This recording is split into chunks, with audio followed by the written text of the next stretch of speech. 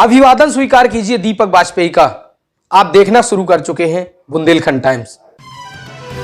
आगामी लोकसभा चुनाव की तारीखों का ऐलान होते ही देश भर में आदर्श चुनाव आचार संहिता लागू हो गई है।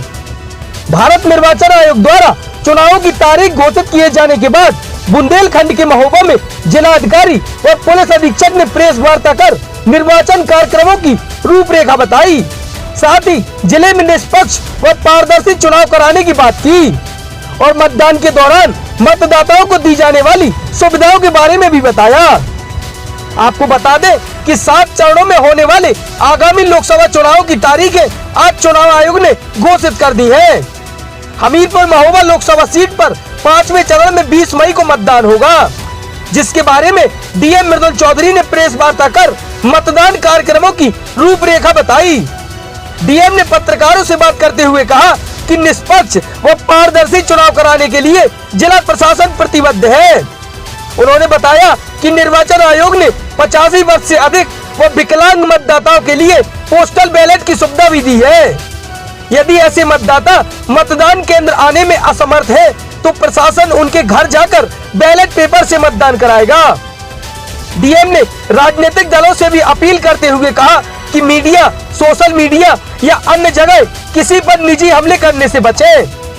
एसपी अपर्णा गुप्ता ने पत्रकारों से बात करते हुए कहा कि चुनावों के दौरान सुरक्षा व्यवस्था चाक चौबंद रहे, इसकी तैयारियां पूरी कर ली गई है। एसपी ने आपराधिक गतिविधियों में संलिप्त लोगों व अराजक तत्वों को चेतावनी देते हुए कहा कि किसी भी प्रकार की अफवाहें न फैलाएं और कोई ऐसा कार्य न करे जिससे कानून का उल्लंघन हो।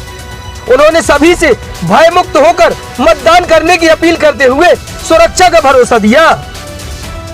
देखिए, इलेक्शन कमीशन द्वारा अभी सामान्य निर्वाचन का उनकी डेट्स की घोषणा कर दी गई है। उसी परिप्रेक्ष्य में आज ये प्रेस कॉन्फ्रेंस बुलाई है और हमारा जो पूरी इलेक्टोरल मशीनरी है उसमें बहुत अच्छा काम किया है यहाँ पर और हमने पहले के मुकाबले इसमें काफ़ी हमने वोटर्स जोड़े हैं और हमने कोशिश की है कि जो भी हमारे 18 से 19 साल के बच्चे हैं जो फर्स्ट टाइम वोटर्स हैं वो ज़्यादा से ज़्यादा इसमें हम उनको सम्मिलित कर पाए अपनी वोटर लिस्ट में और ऐसा किया भी गया है। हमारे BLOs ने, हमारे EROs ने बहुत अच्छा काम किया है और उनको पहले की बनस्पत इस बार हमारी जो प्रोग्रेस रही वो करीबन 40% ज़्यादा भी रही है, तो इसमें बहुत अच्छा काम हुआ है। हमने जो भी ऐसे वोटर्स थे जो यहाँ पर नहीं रह रहे थे या जिनका कोई डेड थे, शिफ्टेड थे, ऐसे लोग वोटर्स जो एब्सेंट थे उनको हमने टारगेट करते हुए उसको अपनी सूची में से निकाला भी है और उसकी अपनी सूची को शुद्धिकरण किया है।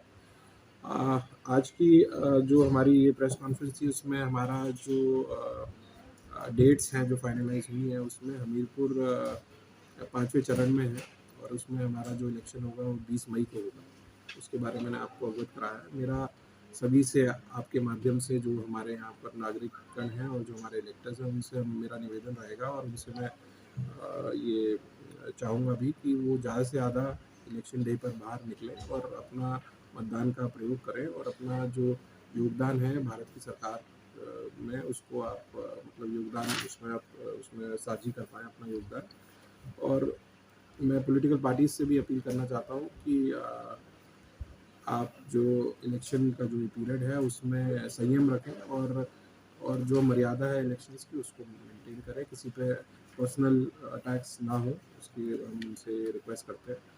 और मैं आप सभी को ये आश्वासित करना चाहता हूँ कि हम फ्री, फेयर और पीसफुल इलेक्शन कराने के लिए प्रतिबद्ध हैं, उसको हम कराएंगे। Thank you. देखिए, जैसे आप लोग बता हैं आज ही अनाउंसमेंट हुआ है 5वें चरण में 20 मई को जनपद महोबा में वोट डाले जाएंगे। इसके तहत पिछले 3-4 महीने से लगातार हम लोग कार्रवाइयाँ कर रहे हैं। वल्नरेबिलिटी मैपिंग की कार्रवाई 4 महीने से शुरू हो चुकी थी। VM1 की रिपोर्ट तैयार है। इसके ऊपर निरोधात्मक कार्रवाइयाँ शुरू करते हुए VM2 और VM3 की रिपोर्ट जनरेट करते हुए क्रिटिकलिटी का फाइनल आकलन करते हुए तदनुसार इसमें हम लोग कार्रवाइयाँ करेंगे और साथ ही इसमें फोर्स डिप्लॉयमेंट करेंगे। जो फोर्स डिप्लॉयमेंट प्लान है वो हमारा रेडी हो चुका है और हमारे जितने भी सेक्टर पुलिस ऑफिसर्स हैं वे तय हो चुके हैं।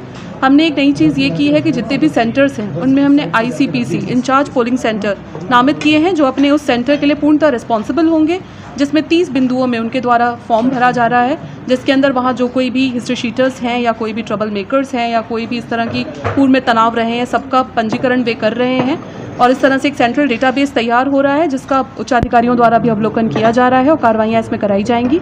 अवैध शस्त्र, असला या पुराने जो इलेक्शन संबंधी ऑफेंसेस हैं उनके लोगों के ऊपर निरंतर दृष्टि रखी जा रही है। हिस्ट्री शीटर्स की सत्यापन की कार्रवाइयाँ शुरू हो चुकी हैं और शस्त्र असला धारकों की सत्यापन की कार्रवाइयाँ शुरू कर दी गई हैं। साथ ही 21 अंतर राज्यीय बैरियर्स का चिन्हीकरण करा गया है व 12 अंतर जनपदीय बैरियर्स, जिनमें आकस्मिक व परमानेंट चेकिंग्स आज कल में शुरू हो जाएंगी।